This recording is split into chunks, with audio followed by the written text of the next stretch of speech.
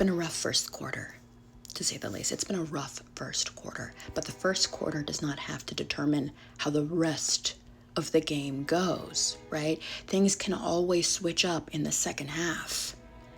And that's what this Aries season is getting.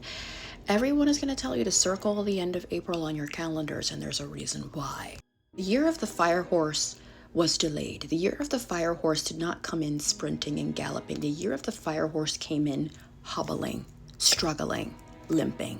And that's thanks to Saturn and Aries, okay? Saturn and Aries is putting out the fire every time it starts to actually get big. Saturn comes through and is like, tss. If you want to know more about this, check out my Substack that just went live. Link in bio. Because of that very rough first quarter, we were in autopilot mode. We were surrendering. We were giving up. We were putting our paws up and we were like, I'm done. I don't care anymore. I have nothing to lose. And that is what laid the groundwork for the rest of this Aries season into May.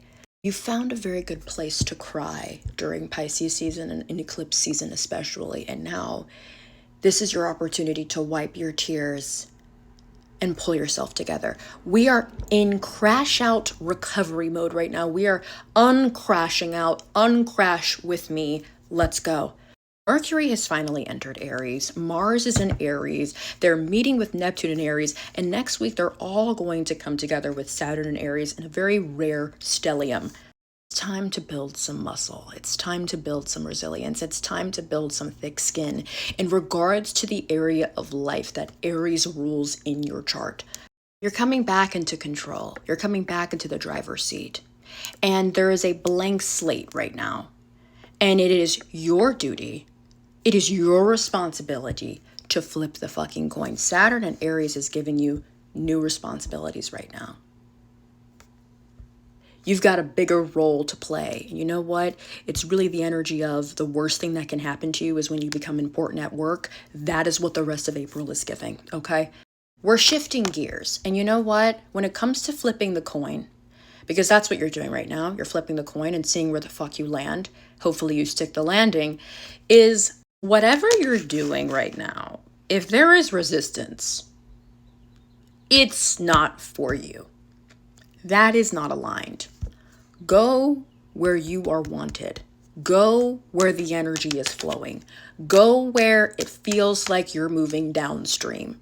Your triggers are going to be magnified right now. Whatever is aggravating you, your frustrations, the tension is being built up and it is being exaggerated because of all of this energy in Aries, right? So what's important to understand is that Saturn is the teacher. And so these frustrations are teaching you something, right? It is showing you what needs refreshment. You've burnt out, okay? You need some fresh kindling. You need some water. It's fried. This is where your Aries house is where you are completely, this is where you're going to start switching gears, okay? And this is going to be deeply uncomfortable. And the reality is, it's uncomfortable because you haven't done it already. If it was easy, you would already be doing it, right? If you have been crashing out, that is a good sign. Because that means you are in the void. That means that you are ready. That means that you are in blank slate mode. You have room to expand, to create, right? You can't create on top of a canvas that's already been painted on. That's got a bunch of fucking layers. Eventually, you need a blank canvas. So if you've crashed out, you're at rock bottom, you're looking at the blank canvas, excellent. You are ready. It is very humbling starting over. It is very humbling admitting that something is not working. It's definitely a big hit to the ego. Aries is self. Aries is ego. Saturn, the teacher, is in the sign of Aries. Our egos are being bruised right now. your hubris will not be rewarded. Because what is the Saturn and Aries myth? In my opinion, it's Icarus. Icarus is the representation of Saturn and Aries. Do not fly too close to the sun, because what the Icarus myth tells us and helps us understand is that while freedom is really important, independence is important, being a creator is beautiful and incredible and important. However, when you fly too close to the sun, when you do not heed the warnings that the universe dishes to you, when you do not know how to listen, is when you fly too close to the sun and you ruin a very good thing. Saturn and Aries in the Icarus myth shows us that too much of a good thing can actually be a bad thing. And we have to learn when to stop ourselves, okay? We have to know how to be a student.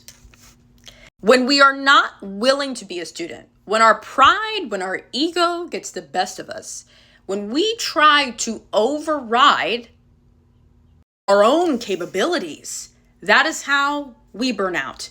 That is how we become Icarus. So look to the Icarus myth as a warning, as a sign of caution on the road. You're seeing that yellow sign. Just be aware, okay? Do not ignore the signs of caution. Do not allow this Aries energy to make you cocky, to make you arrogant, to make you overly confident. Just throwing that out there. Saturn values humility. This is why Saturn falls in a sign like Aries, because Aries is not humble, okay?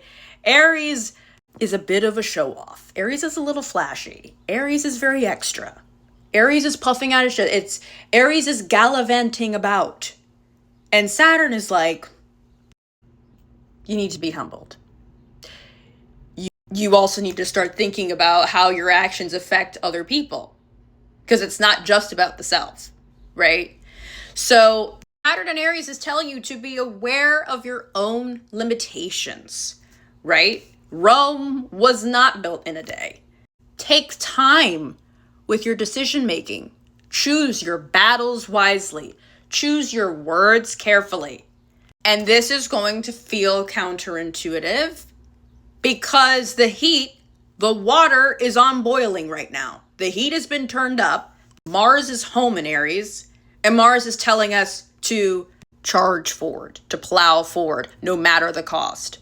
When it comes to wielding our own power, that is important.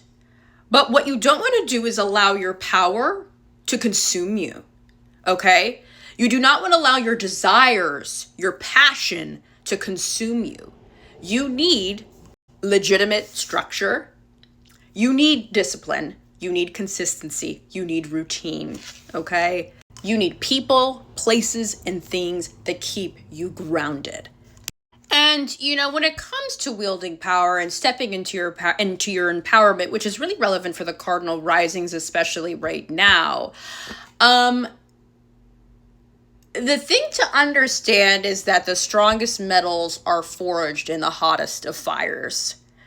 And when it comes to having power that comes from self, that cannot be created and mastered in comfortable, smothering situations and environments. It just can't.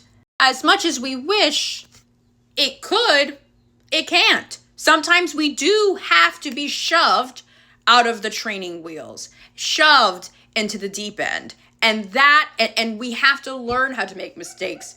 And we have to make the failures, do the failures, because that's the fastest, most efficient way to learn. And what does Mars tell us? Mars is about efficiency. Mars is about how speed really can fix everything. And maybe it's messy. There's so much potential, right? And cardinal energy is infinite potential. Do not box yourself in. Remember that we are not finite. And even though Saturn is in Aries, we never truly run out of time. We never truly run out of chances. We have to create our own chances. We have to create our own opportunities. So no more fortunes for you. The universe has not abandoned you. It's just up to you what happens next.